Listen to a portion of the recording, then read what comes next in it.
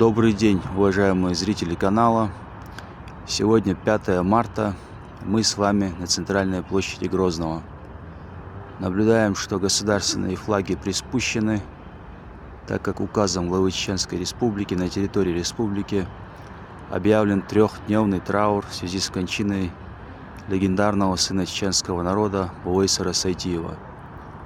2 марта его не стало, и мы просим у Всевышнего Аллаха, чтобы он простил его и смилостивился над ним. Хоть уже и заочно, но хочется сказать большое спасибо Бувейсару за прекрасные моменты, которые он подарил нам, за эти прекрасные эмоции и гордость, которую мы испытывали, за его великолепные достижения и завоевания. Нам очень и очень будет его не хватать. Это был не просто человек, это была необычайная личность.